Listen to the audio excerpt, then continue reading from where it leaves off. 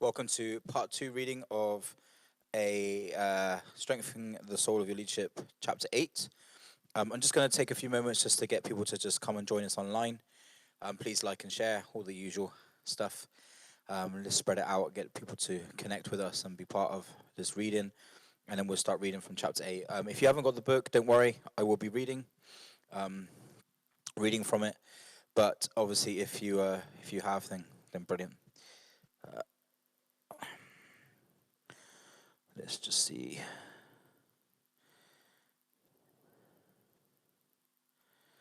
It's cool. Looks like it's already on YouTube. I just get my Facebook. How's everyone doing? If you're joining us for the reading of the book, how are you? How have you been getting on with it? And are you enjoying it? Is it challenging? Are you bored?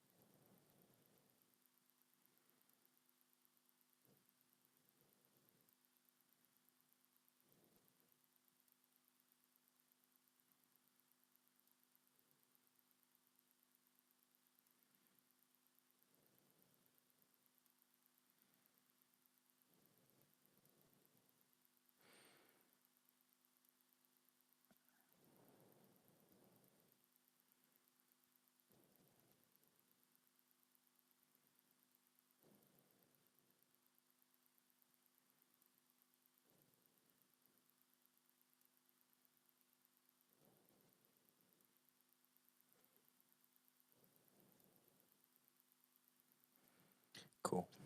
I think we're getting in there. Tasha's on with us. We've got someone watching on YouTube. I'm not sure who that is. It could be Sue and Harry. So welcome. Yeah, just take a moment just to like and share if you get a moment. That'd be lovely. Cool. Another week. We get another week. Week 3. We're into third week already. Incredible.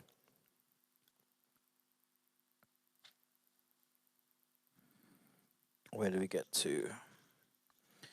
I think we're on page 126 if you've got this book. I'm not sure if it'll be the same. But it says self-knowledge and self-examination as the title. Top title of the paragraph or section that we're reading into.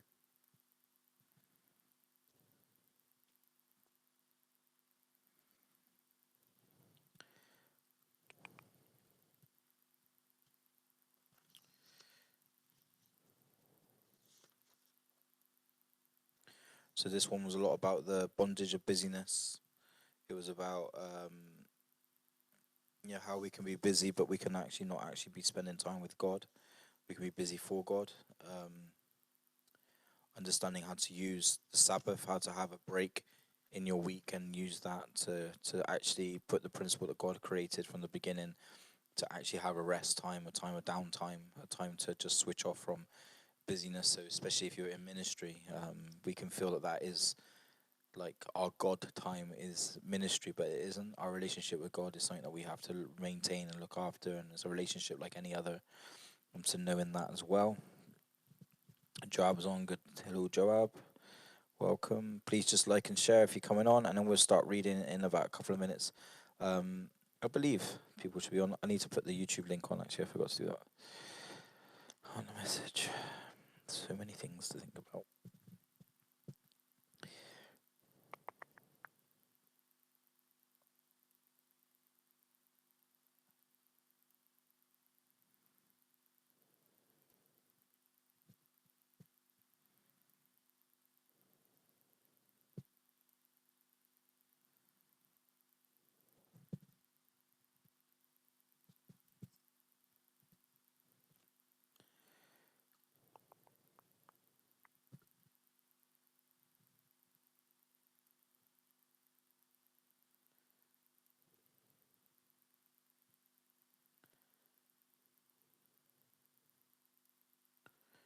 Okay, all sorted.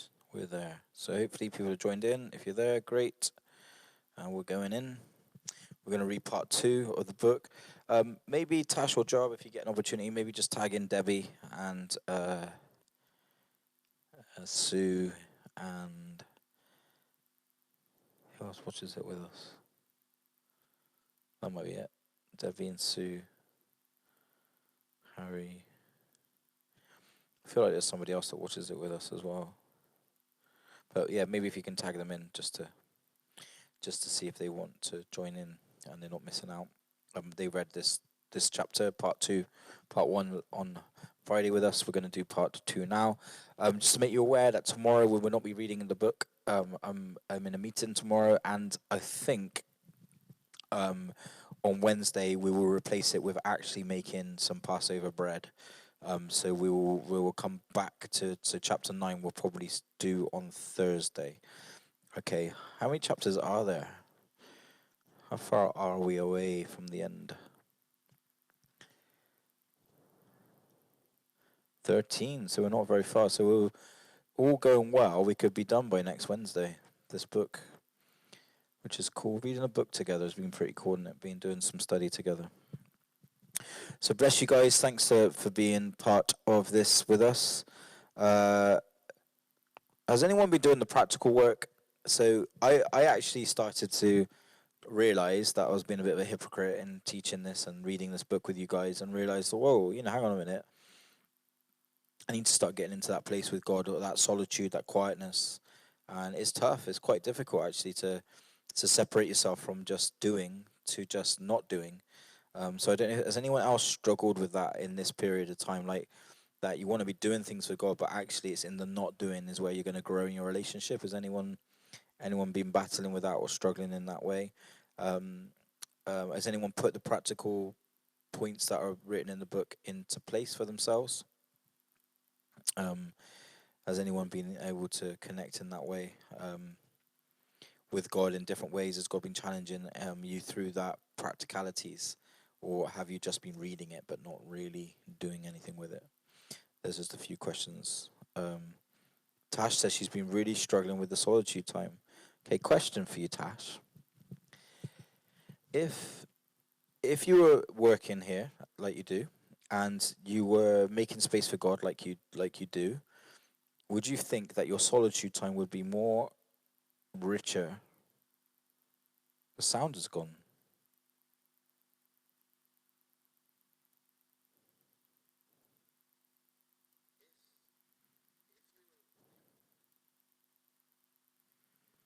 My sound's okay, Joab.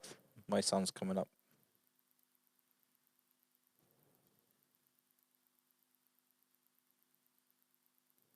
Oh, okay. That was. I don't know if that was me. So yeah. So Tasha's answered my questions.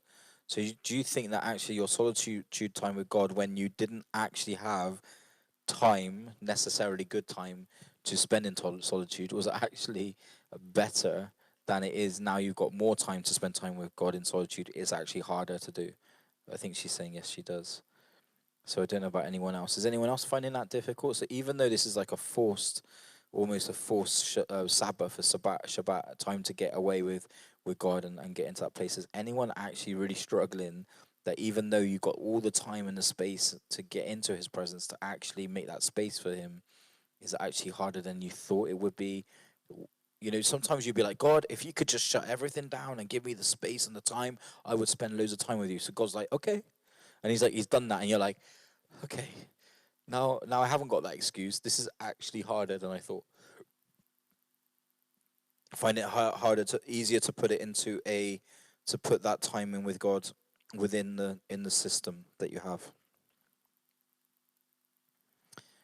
What about you, Joab? Are you finding that finding time with God is easier now or harder now that you've got forced solitude? So like having solitude is actually helped and you're using it well, or actually it's not helping at all. I'll tell you what I feel for me personally. I don't know about you guys. I find I'm definitely spiritually. I'm doing a lot more spiritually. I'm getting into the Word. I'm reading a lot more. I'm listening to worship. I'm not actually doing as much. I'm not allowing the influences that would usually be there to be as strong as they were.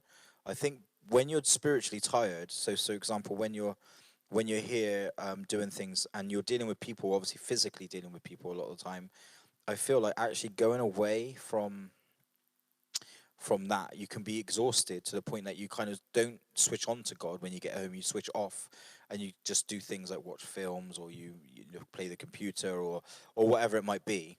But I find that actually I feel quite a more awake in that way. That actually I'm still more alert to be able to make more time for God when I get home, and spend time with Him in that way.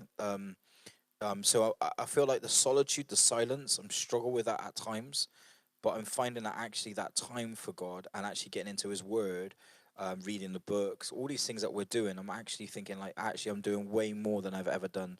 Doing the Bible studies in the morning, preparing for Sunday teaching. I'm finding a lot of those things a lot more available to me, so I'm doing them, which is good because I really thought I didn't want to be that person that would come out at the end of this, whatever this process, however long it would be, and be like, I really didn't read my Bible. I didn't learn anything. I didn't get into study. I didn't sit down with God. I didn't. I don't want to be that person. And even though I know there's so much more I can give, I feel like I still feel richer for this time in my faith, in spending time with God and seeking God. And I feel I feel a lot better for it. Yeah, in that way. But yeah, I still find that switching off and almost just waiting on God. Definitely, I still struggle with that, even though that space is definitely there more so than ever. It doesn't mean I'm still not distracted. It doesn't mean I could still cut some of those things off, and spend more time with God, most definitely. But I'm not feeling as held by that as much. I think a lot of my enthusiasm for a lot of things, even things like watching stuff on YouTube, I've got no desire to want to watch anything. Like I just think like, what's the point of really watching any of this stuff? So I'm finding it very easy to kind of just not have that as a big distraction, and mainly I'm just able to just spend a bit of time with God and seek God and in that. Tash said, Job said it's helped him. So you think it's helped you more? So that's good. I thought it was going to be easier. I spend a lot of time reading my word now and reading this book, which I feel is better. Yeah, I agree. I think I'm the same as you, Tash. I feel it's not as easy as you think, but at the same time, we're still putting more in than we were. I think that's fair. The fair kind of cop. Is anyone else finding that? If anyone else is watching online, is anyone else finding the same thing? Is it that solitude is a hard thing to get into, knowing it's a place where you know you need to get to and develop, but actually you're doing a lot more things of God and spending more time in His Word than you've ever done, praying, and things like that.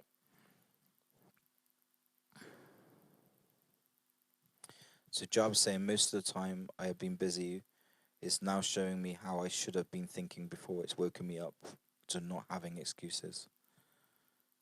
Cool. Excellent. Okay. Well, let's get into reading part 2 of chapter 8. Here we go. A natural outcome of time spent in the safety of God's presence is that it's become quite natural to engage routinely in the rhythm of celebrating who we are in Christ and the work of transformation that God is doing in our lives, as well as inviting Him to show us those places where we are still living in bondage to sin and negative patterns without the regular experience of being received and loved by God in solitude and silence.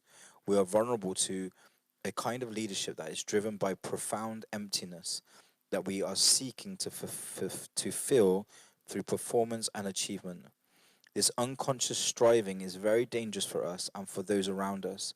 It will eventually burn us out since there is no amount of achievement that will ultimately satisfy the emptiness of the human soul, and the people we work with will eventually notice that they are mere cogs in the wheel of your own ego driven plans. It takes profound willingness to invite God to search us, to know us at the deepest level of our being, allow Him to show us difference the difference between the performance orientated drivenness of the false self and the deeper calling to lead from our authentic self in God. There is an elemental chaos that gets stirred up when we have been in God's presence enough that we can recognize pretense and performance and every other thing that bolsters our sense of self. It is unnerving to see evidence that these patterns are still at work, perhaps just a bit more subtly in our everyday lives. When we are stripped of external distractions in solitude, we inevitably become more aware of false patterns of thinking and being and doing that usually lurk unnoticed under the surface under the surface busyness of our lives. Inevitably, we will become more aware of how our patterns have shaped our leadership. Perhaps we glimpse an ego driven self that is bent on control and image management. Perhaps we see an empty self that is hungry to fill itself with approval and accolades of others. Perhaps we see a broken self desperately seeking to preserve the illusion that we have it all together, or maybe we see a wounded self that has spent untold energy seeking healing where healing cannot be found. It is important to overstate how dangerous we can become as leaders if we are not routinely inviting God to search us and know us and lead us in a new way. It's interesting because that's what the teaching was this morning about Jesus coming and cleaning our house and about us being willing to be searched by God. It's important to overstate how needy we ourselves can become if we do not have times for allowing the healing love of God to touch our brokenness in ways that can restore us to health and wholeness. The journey of self knowledge that leads us beyond the false self to living and leading from authentic self is a challenging one, but it is eminently worth it. This is the kind of truth that ultimately sets us free to lead from a truer self, one that is compelled by truer motivations that God placed within us before the foundations of the earth. I noticed that Susan put a comment on. So, spending more time praying, singing, studying the Word of God. I've missed the book, but I've been studying God's Word directly from the Bible. That's incredible. Keep going with that, Susan. These chapters are actually they're all recorded, I think, on YouTube and on Facebook. So you can catch up if you would like to. It's a great book, and I really encourage you to be able to get it. If you're able to, please try and obtain it. It's an um, incredible book. It teaches us so much about the story of Moses, how it connects to us as followers of God. Okay, finding a way of life together. Have a bit of coffee.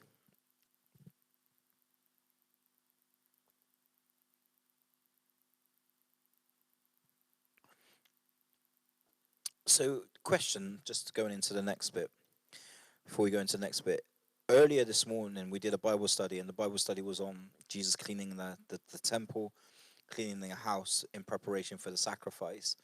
And that's an ongoing work that we need God to come and cleanse our temple. Yeah, so Jesus has done the overall work, but we need a consistent working out of our flesh for the rest of our lives. We need to let God strip and deal with and let Him into every room of our life and things like that. Now, if you are in a place of responsibility like a leader, do you have an ego or a fear of allowing God to examine you in that way? Um, because you're fearful of obviously what areas of that house of your house of your life that you let him in, that you have to have almost like a, do you feel like you have to have a strength and a barrier that everyone sees that you've got this, that you're doing better than you are, so therefore you're not as vulnerable as you should be with God? Or are you actually someone that's a bit more like, I don't really care if people see my vulnerability, if I've got things that God needs to deal with, I'm going to let God deal with it? Or do you have a barrier up that kind of almost stops you from allowing God to search you because you're so worried about obviously thinking like, well, once God searches me, then I'm going to become vulnerable and He's going to deal with things that maybe I should have let Him deal with sooner, and now it's going to be harder, or and I don't want people to see that I'm weak in this, and I've got a problem in this, so I want God to be able to. I don't want anyone to see that I'm a leader. I can't show my weakness. Or do you not worry about that? Do you feel like actually I want to be real with people? I want people to see who I am, or do you feel like you have like almost this invisible barrier that you put up to almost show that you're pretending that you're okay, or that there's that you're doing good, when really under the surface there's things that you need to let God deal with? There's a chapter earlier, wasn't there, we read, that was almost like the beast that's underneath the surface, the things that are underneath the surface. Do you have an ego in a way that almost says, I can't let people show that I'm weak? Or do you not worry about that? That's just a question for you guys.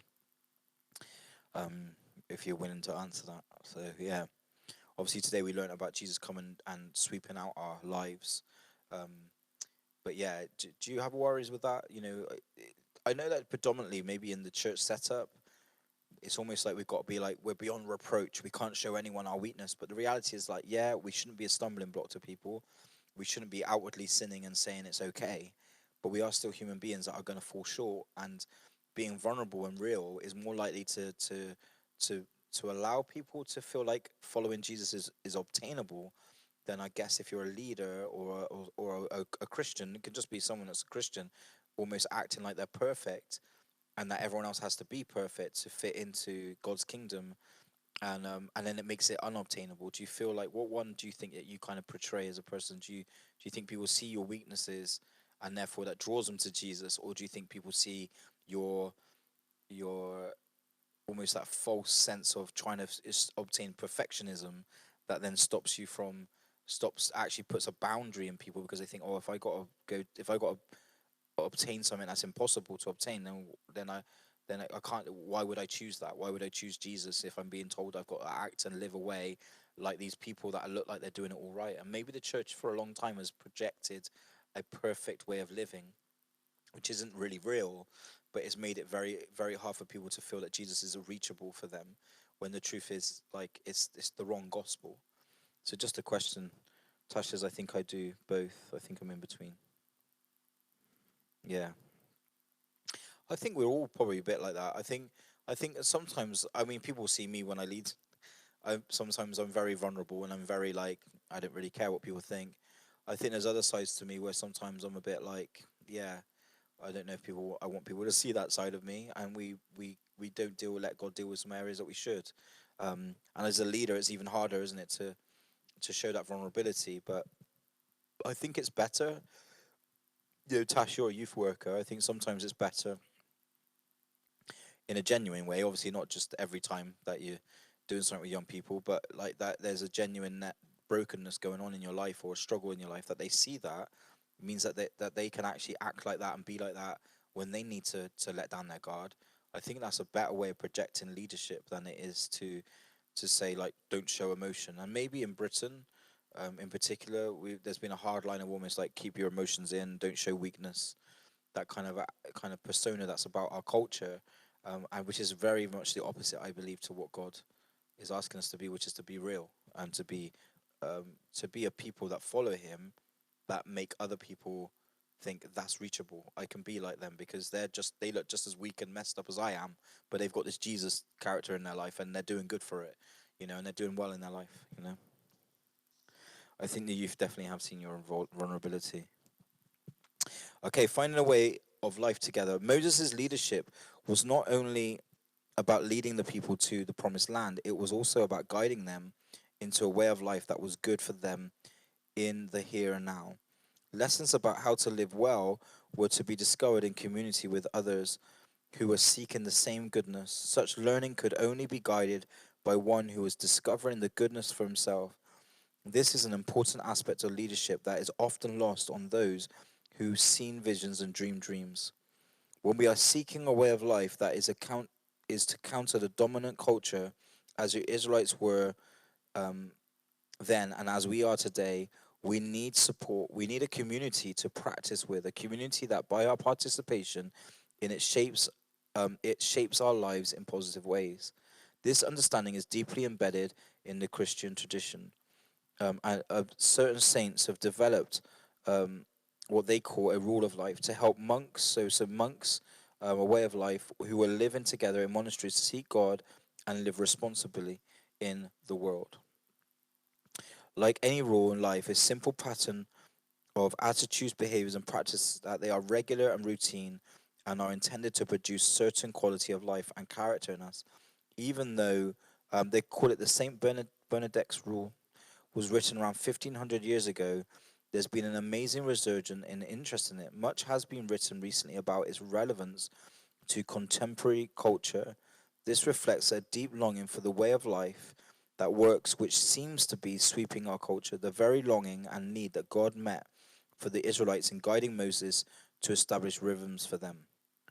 Once we get caught up in leadership roles of responsibility and accountabilities, it is easy to lose sight of an all important question.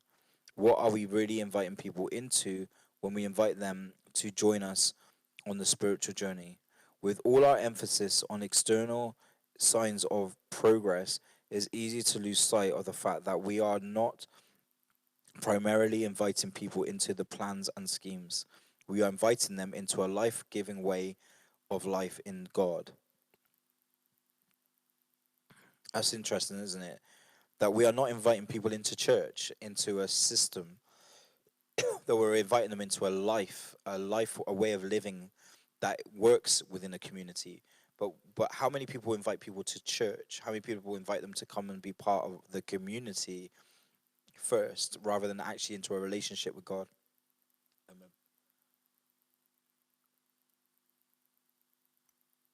got a little bit of a, I got a little bit of a tickle in my throat. Let's have a look.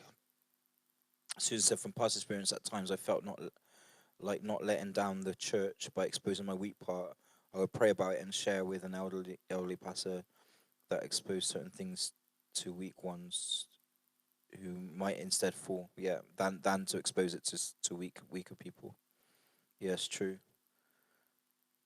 It's true. And I think it's really important that the culture we build up is that we do not build men or women up. Not that it gives us license to say like, well, I can do what I like, because that's not what I'm saying. But almost there's a celebrity culture in the world today, and there are celebrity Christians in the world today as well. And almost like we know that they're going to stumble and fall. There was a guy that I really like, a Christian comedian, that he's had a really tough time recently in the way some of the things of his lifestyle have come out into to the knowledge of everybody, and he was quite famous in the Christian circles. But it's almost like people attack him then. And when I'm like, but if you didn't build him up to be that, he was just a guy working a job, and he fell short of God's standards, and he fell short of his character, of what he should have been doing. But equally, like, if you build that person up, then you are disappointed by them as well. And we're like, oh, they disappoint me, and it affects you. How many churches have churches that have failed, whether leaders have fallen away, they've committed adultery, or how many followers of those churches have actually fallen away from God because they put their investment in a man or a woman at the front, rather than actually just trusting it that they are where God wants them to be, and letting God lead them where they are, and being obedient to God's call and what He wants to do. So our responsibilities are actually to get people into a relationship with God. We're inviting them into a life-giving way of life in God. We're not inviting them to follow a man or a church system or anything. Like, we're actually saying, like, you need to come and get into a relationship with God. You are responsible for you. You're responsible for your relationship. But if we don't teach that, if we make it about our ego and about us and about following us, which is a very hard thing to do sometimes, because we're the ones that put a lot of effort in. We're the ones that put time in. We're the ones that, so sometimes you're a bit like, follow what I'm doing, because look at all the effort I'm putting in. So you understand how leaders can fall, how egos can grow, how people's feelings can get hurt when they feel like, oh, okay, people aren't really following me, and I want them to. Like, these things can creep in. The enemy can use these things. I understand that. But equally, our responsibility is not to point to us. Our responsibility is to point them to Him. And if we can teach more people to rely on a personal relationship with God rather than relying on the church system or individuals within that system, then they're more likely to go on and grow and become good disciples of God that will teach other people to be disciples, rather than us, um, rather than the spotlight of their lives be put on us, so that when we fail, and we will fail, and we will fall short, that people were just there to pick you up and say, come on, let's get on with it, rather than saying like, oh, see, they failed, everything's a disaster, I don't even know if there's a God anymore. And how many people are doing that around the world? How many people are not walking with God today because the church system failed them, or a man or a woman failed them, but God hasn't actually failed them at all? It's incredible, isn't it? I think the teaching has been off in that way. When individuals enter into deeper dynamics with the spiritual journey and begin attending to what is really required of them to be well, but the community of which they are part of is not grappling with these issues together, a terrible denaissance can develop. The pace of life in the community may set them up to make decisions that they don't want to make, ask questions that they don't want to ask. Do I remain a part of this community where the way of life is killing me, or do I leave in order to survive as a human being? What defense structures do I need to put in place to defend against the influence of this community rather than being able to lean into it and learn from it? Human beings in the community are like rocks in a riverbed. We are shaped by the flow of life in the community we are part of our calling of leaders is to be brave enough to ask the question, how does life in this community shape me and shape others? In this case, around issues related to the living with human limits. For a community to begin living within limits, there must be a willingness to name current reality, to envision a healthier reality, and then to make plans that will take the community from one to another. This takes real spiritual leadership, given the many cultural, psychological, and even spiritual dynamics that work against it, including spiritual warfare. Rhythms designed to foster a way of life in community that is deeply good for the human soul as it embarks in a deeper spiritual journey are not established by accident. The process is led in very practical ways by leaders who are living within limits themselves, who are in touch with their own humanity and wrestling honestly with the realities of their own life. There is no way to circumvent the personal honesty and struggle that are required in order to lead others in this way of integrity. It is not good enough to say, don't do as I do as I say. In this case, our lives must speak before our mouths do. There you go. Setting the standard, making sure that as we are in a life and a way that we live, that we are actually setting that example as well, in our faith. And not just if you're a leader, but if you're a follower. The minute you say, I'm a follower of Jesus, all eyes are on you. And how do you project yourself? What do you see? Yes, like I said before, our goal, our aim is not to get people to look at us, and follow our example. It's to get people to look at Jesus and follow who he is. But for them, their usual first contact, the first thing that might drive them or draw them to him is going to be you, more so than not. And what kind of example, what kind of light do you shine? What kind of stumbling blocks do you create to stop them from seeing Jesus, the way that you know him, the way that we know him? It's a challenge, isn't it? The process of establishing a way of life that is rich and responsive to the needs of the body and the soul is led by others who are willing to face their own human situation. To allow others to name their realities and then work from what's real rather than what they wish was real, I'm experiencing dangerous levels of exhaustion. The pace of our life in ministry is wearing me out. I'm losing touch with spiritual reality because we're not taking time for rest, prayer, discernment. Statements like these can be made, challenged, and grappled with in the presence of this kind of leader. The process of crafting a life giving way of life in community is led by leaders who are willing to make tough calls on concrete matters that affect our pace and our levels of expectation. Such decisions include, but are not limited to, adding services, building a new building, adding new ministry initiatives. When making such decisions, spiritual leaders ask, how will this decision affect the quality of life, the quality of our relationship in the community, our families, our attention to prayer, and our spiritual journeying? Our ability to maintain sane rhythms of work, and rest, particularly the Sabbath. Spiritual leaders, these spiritual leaders think these thoughts, ask these questions, and initiate conversations and forums for addressing these issues in a proactive way rather than assuming that people can figure such things out by themselves. The process of establishing rhythms is led by leaders who are willing to move beyond privatized approaches to the spiritual life and proactively cultivate cultural norms that are transforming rather than deforming.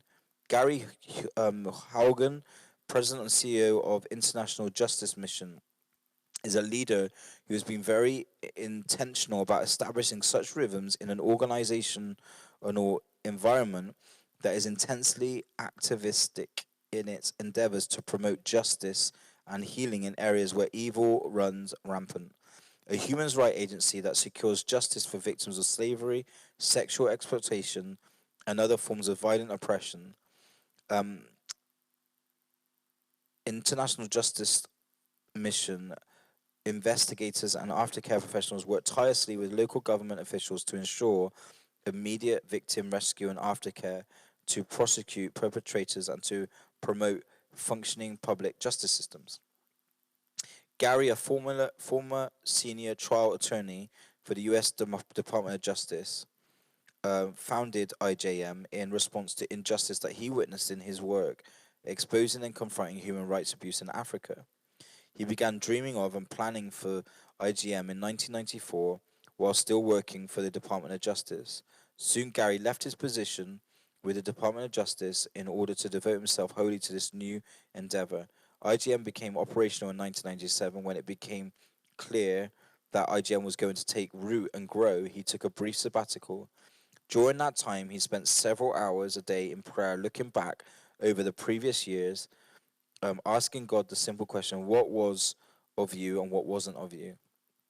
One of the things God spoke to him most clearly about was prayer, prayerless striving. Gary was deeply convicted about this and thought, let's just make sure we never go through a day without praying.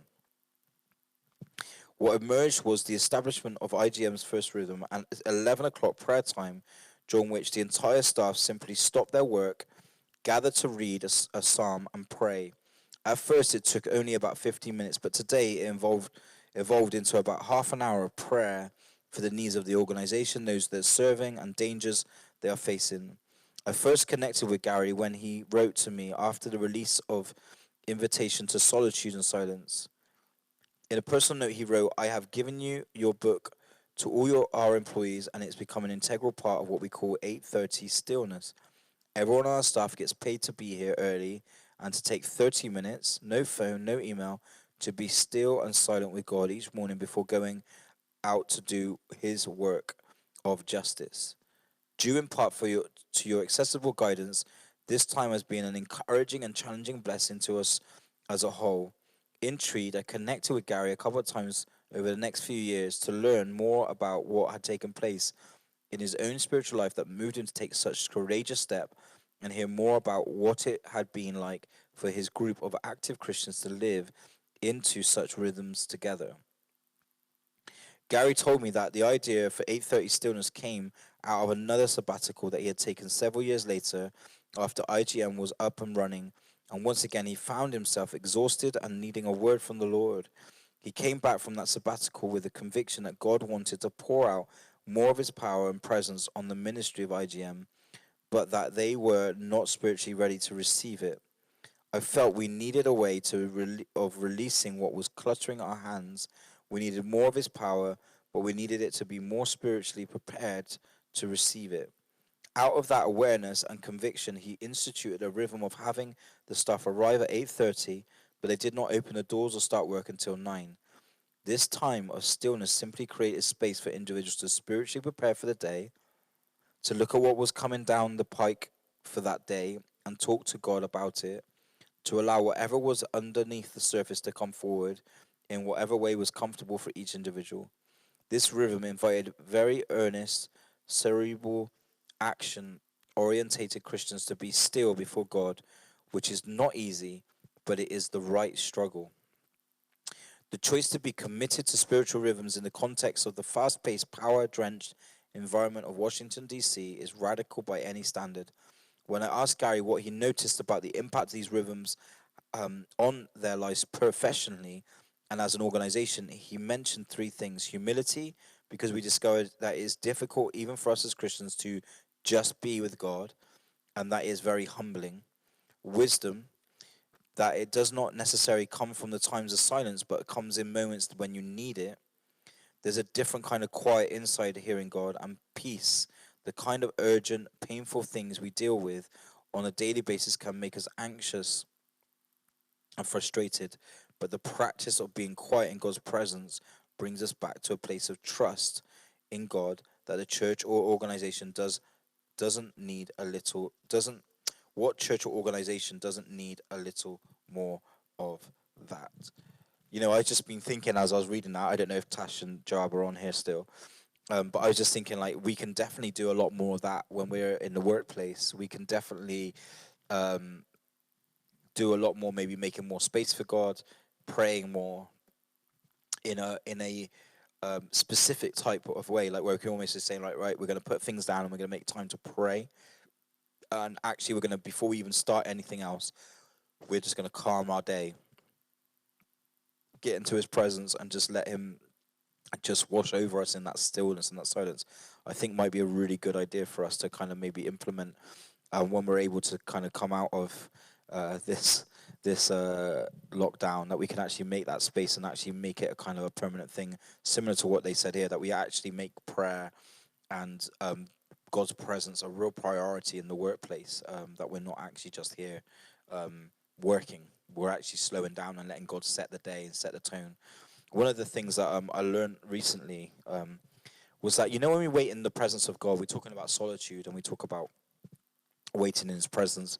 I've never really ever thought about this, but you see, we talk about God's presence coming. And I think because of the Pentecostal charismatic kind of movements that we saw in the 90s, early noughties, I think we end up seeing like, we feel like the presence of God has got some kind of like manifestation attached to it, and in some cases there is, so there is things where people react and how God moves and things like that.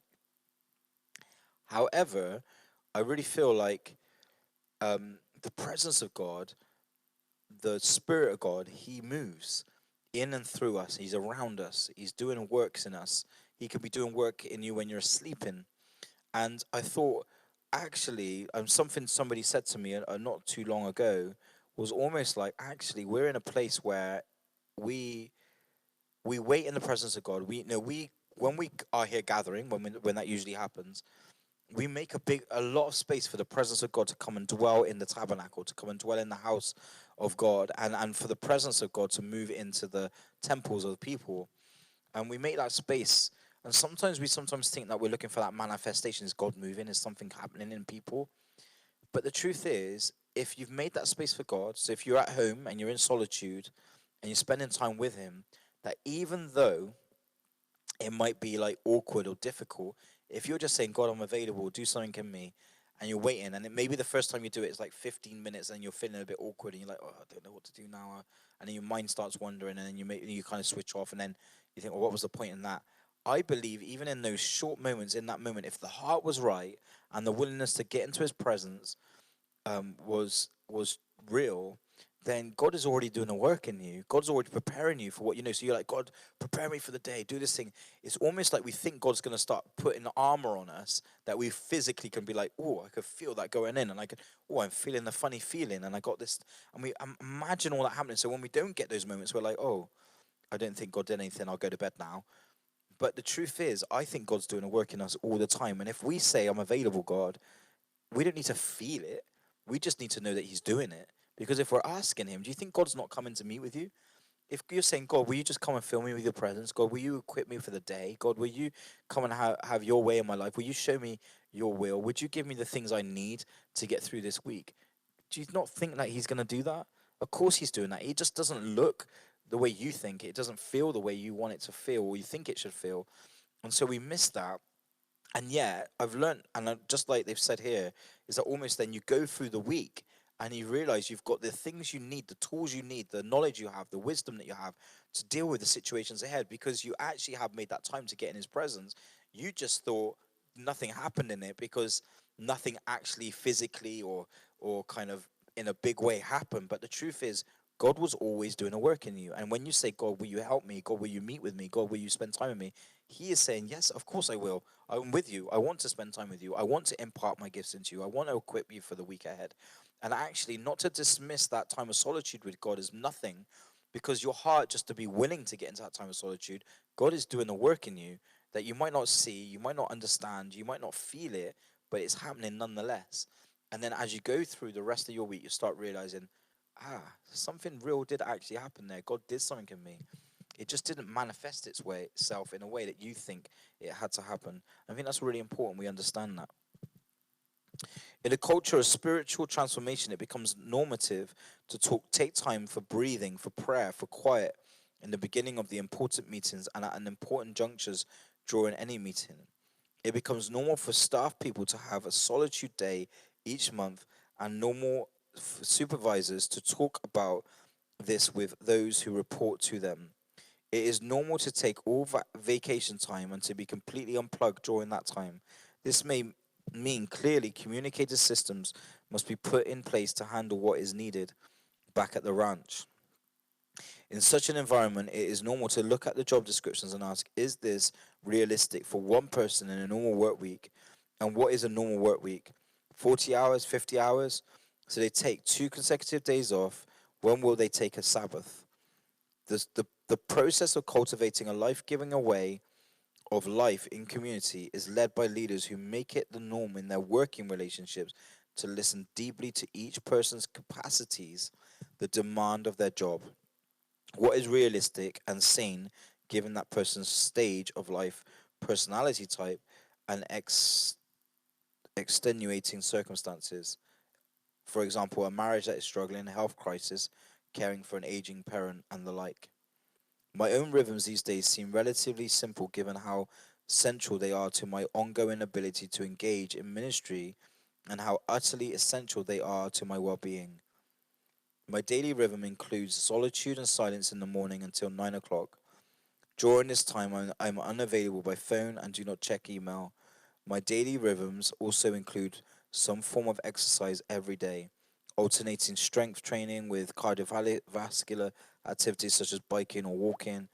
Often I am able to use my time, so walking and biking, for reviewing my day with God in order to celebrate the transformations that taking place in my life and to allow Him to reveal those places where I was subject to sin and negative patterns.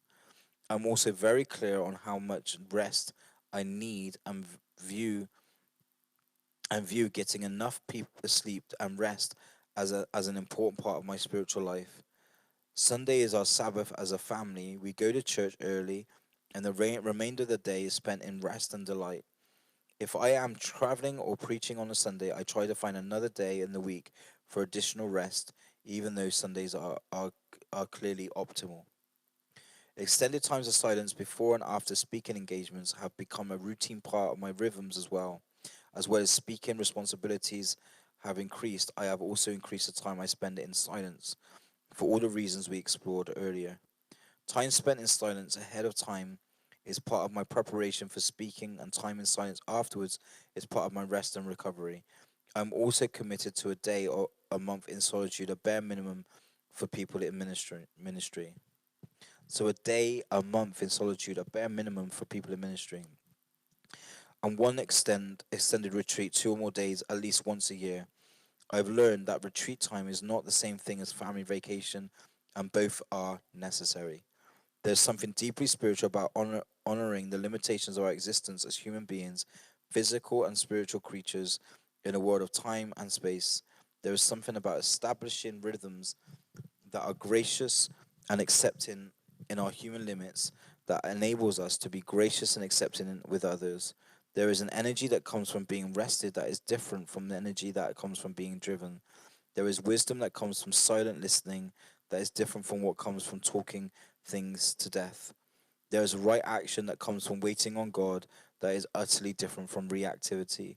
There is renewed engagement in battle that is different from slogging through life with reemitting stoic resolve. All of these rhythms create space for God, fostering an ability to bring something truer to the word than all of our doing. All of these rhythms put us in touch with something more real in our lives and others than what we were all able to produce. We touch our very being in God. Surely that is what people around us need most.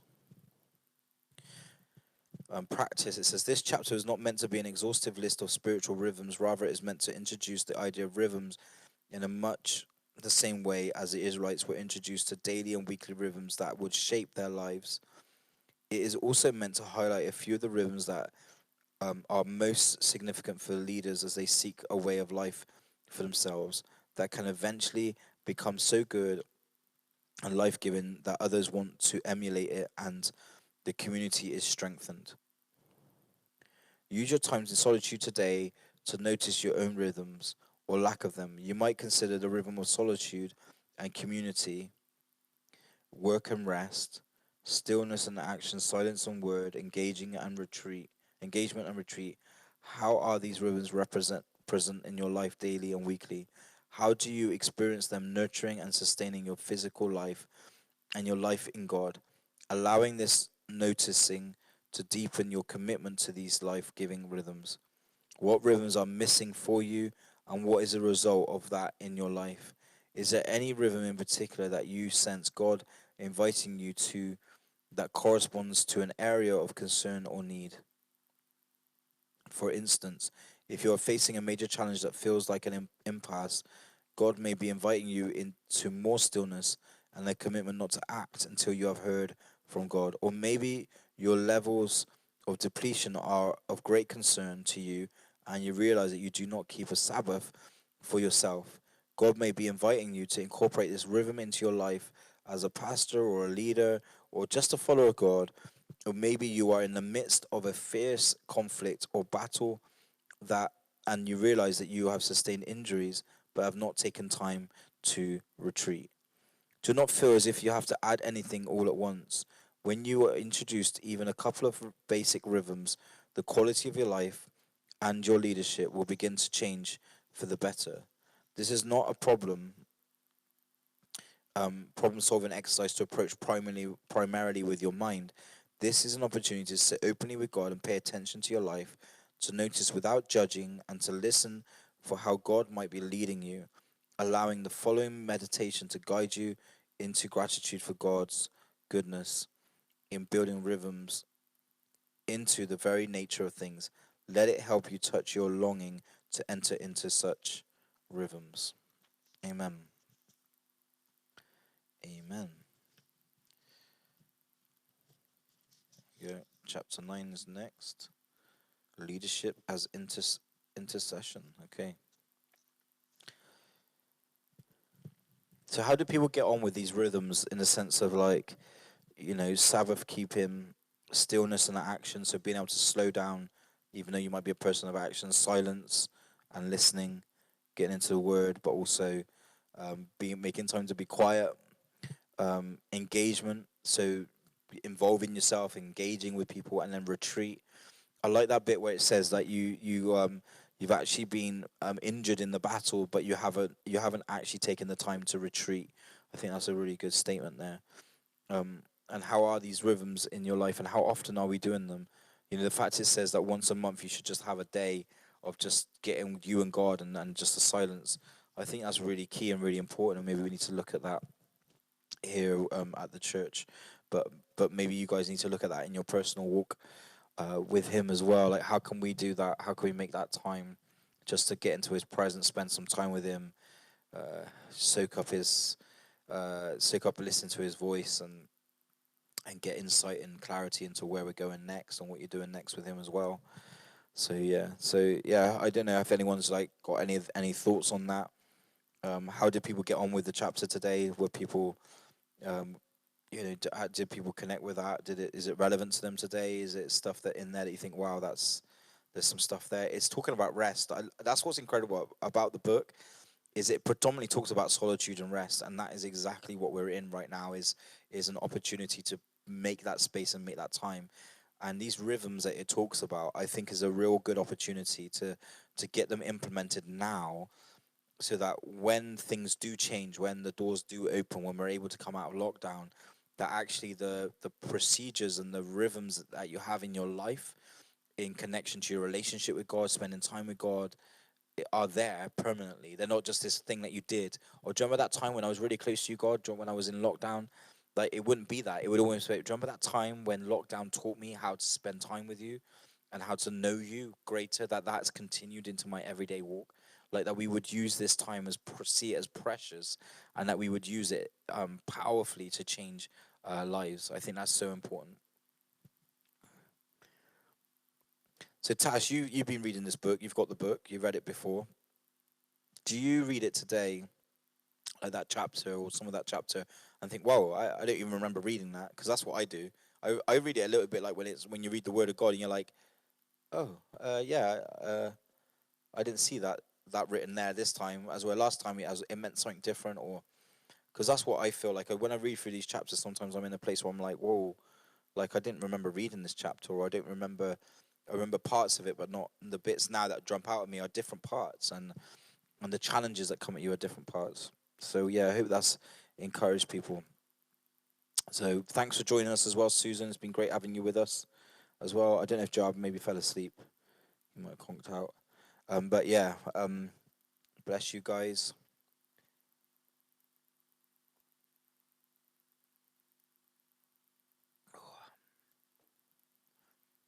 I think for me, definitely that retreat idea and space and making that time is so important because I think when you take on responsibility of people, I think you end up carrying a lot of that burden with them, and not because you're trying to save them, not because you're doing more than you need to. I think God puts His heart in your heart, and then you have a burden for people, and that's a heavy burden at times because you see that people are broken and they're in need, and you know that you can help meet that in some capacity, and you know that the goal is to point them to Jesus. But we do carry the burdens of other people's sins and the burdens of other people's struggles at times because we just know that Jesus is the answer, but we don't know how to get them there. You can't make somebody turn to Jesus, but it doesn't make us mean that we're still human, and we look at people and we're broken for them, and we carry that burden. We take those things home with us, and we go home at night and we think about it before we go to bed, about people that are in dark places that you just know that you don't, God doesn't want them to be there. And um so yeah, I feel like for me, I'm I'm definitely in a place where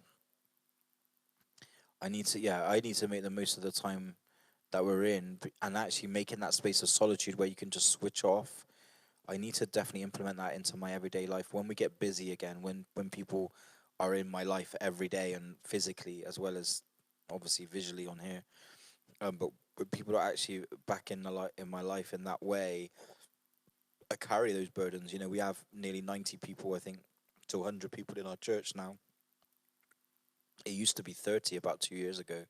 So for me, like that's changed, that dynamics changed, and every one of them I've got a heart for. Every one of them, God wants to do something in their lives, and you want to have that expectation to see God move in their hearts and their lives. And sometimes people do, and you're excited about that. And sometimes you see people struggling in their situations, and that's hard to see. And we carry those burdens, and then we obviously carry the things where we can get characters that come into the church that attack what we are, and we've got to carry that burden as well. So I think the need to actually retreat, the need to actually get into a space of solitude is actually really necessary, and maybe it's something that we haven't really um, made that time to do as much as we should all the time. And even bits I highlighted that I've forgotten, things I need to work on before, you're still not done. Yeah, that's another one. Yeah, that's like the Bible, though, isn't it? Like when you read a bit in your Bible that's highlighted, and then you're like, yeah, I may have highlighted that 5 years ago, but I wish I'd actually taken that on board because I wouldn't have had the consequences of the things I haven't done because of it. We are so guilty of that. Yeah, definitely. Sue sent a message through. Let me just find out what it says. Harry and Sue have been reading with you. We find it difficult to find solitude and time with God. This and other chapters need rereading and concentrated on these things alone with God. Amen. Yeah. It's good that we're honest though, isn't it? It's easy to say, isn't it, to each other. It's easy to say like, oh yeah, get with God.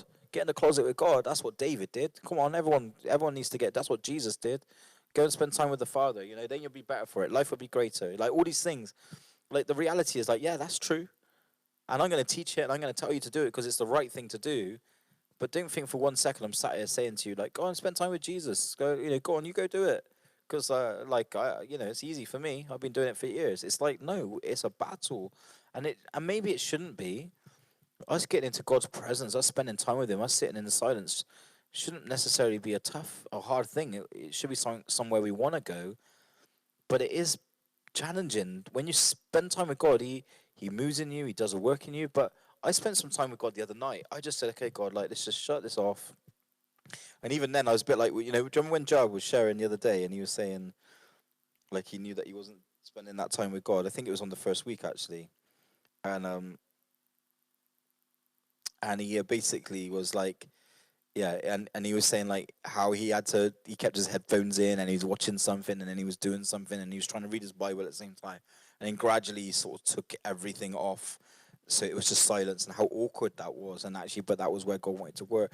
I was a bit like that the other day. I was actually like, music was playing, and then I just thought, no, I'm not. This isn't silence. What am I doing? Like, I'm not making this very thing that we're talking about and we're reading about and we're spending asking each other to do, and we keep saying like, if we can do this, if we can do this. And the truth is, if we can get hold of this, can you imagine how effective the church is going to be after being in solitude with God and spending time with God and getting that building that relationship with him? It would be incredible. But I spent time with God the other night, and I just started crying, and I'm like, this is why I don't spend time with you, God. Like, this is the reason. Like, because every time I get into that time with you, you start doing some stuff in my life. You start revealing things. You start highlighting where I'm at. You start giving me a heart for people, or whatever it might be, and then you just think that's why I don't want to get in your presence, because when I spend time with you, God, it's incredible. You do amazing things. You change my life. You impart new things. You take things away, and it's all great. It sounds great on the surface, but that process that you go through is not easy. That God is breaking your heart for the things that break His. He's revealing the things in your life that are, because we say, "Search me, O God." So He reveals the things that are wicked in our life that needs to change. He wants to put new things in our life, and so in doing so, we find it so hard, because that solitude with God is where God speaks. And sometimes God doesn't just say, "Hi, son, just wanted to let you know I love you," and He does do that. But sometimes He's saying, "Hi, son, I just want you to know that I've got a plan for you right now, and I need you to, I need to just listen to me for a minute, and I'm gonna give you some information about where I need you to go or what I need you to do." And then I can tell you, most of the time, that stuff that He's asking you to do is gonna be an act of faith. It's gonna be tough. And so finding solitude with God is not as simple as just being like sat in silence in a room going, "Okay, God, lovely. I'll see you next week," or whatever. "I'll see you tomorrow. We'll do the same again." If we genuinely do it in the right way, God imparts and does things in our lives. He breaks things in our hearts. He breaks things in our lives, and that's when it becomes tough. And that's why we don't do it. That's why we don't read the Word half as much as we should, because the minute you pick it up, I don't know about you, but I pick that word up now. I open it up. I'm gonna be like, I need to change that in my life. I'm not doing that. Or like, oh, God wants me to put that in my life. I need to change that, because that's what the Word of God does. It challenges us. It convicts us of our sin, and it reveals to us the way ahead. We don't get into God's presence half as much as we should, because the challenge that comes from that is tough. The process that we go through, and yet I know it's the right place to be, and I know that you know it's the right place to be. And maybe this week, maybe for all of us that are reading this book, so Sue and Harry and Tash and Joab, maybe our attitude has got to be this week, maybe to make a real effort to just get into that presence with God and really genuinely say, "God, it's me and you. It's all shut off. Nothing's playing. Nothing's on. Me and you. Come and do something in my heart. Come and do something in my life. Like, just come and be what you want to be in my life. Like, and if that means you're gonna make me cry because you're breaking my heart for a situation, or you're revealing to me things that need to change, so be it. If it means that you got to do some surgery on me, then so be it. If you want to impart something new in me, then so be it. If you want to reveal something that is in the future that might freak me out a little bit, then so be it.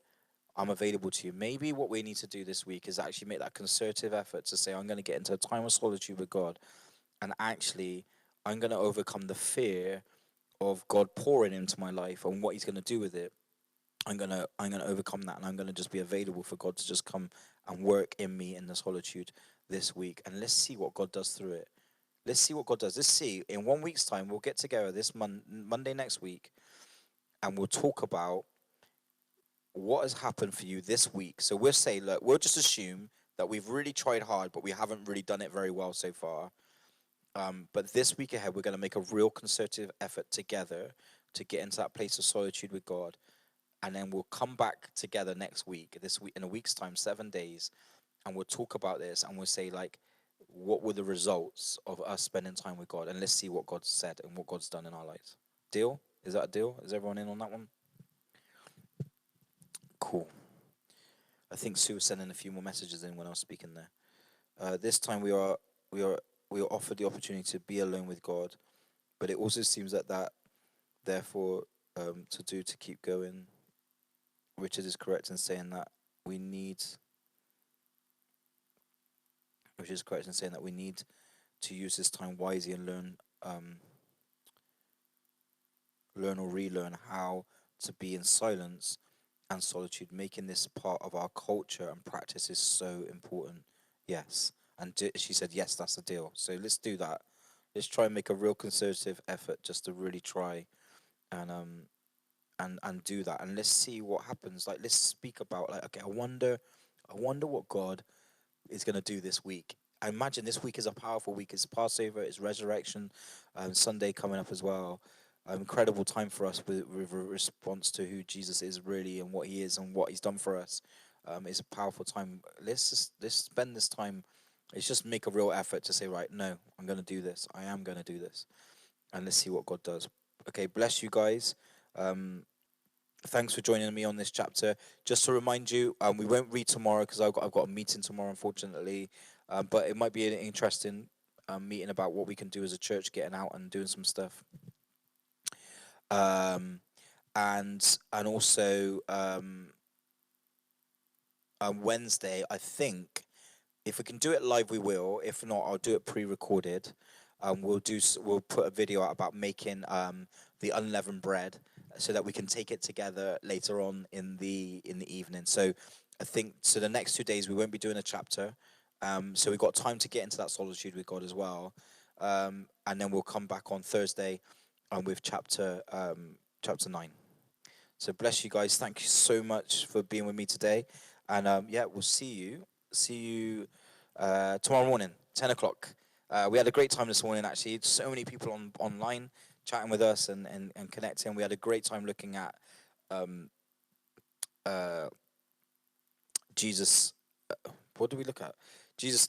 Jesus yesterday, where Jesus came in on into Jerusalem, and today we looked at the sacrifice and the turning of the tables, and also the labeling of the lamb.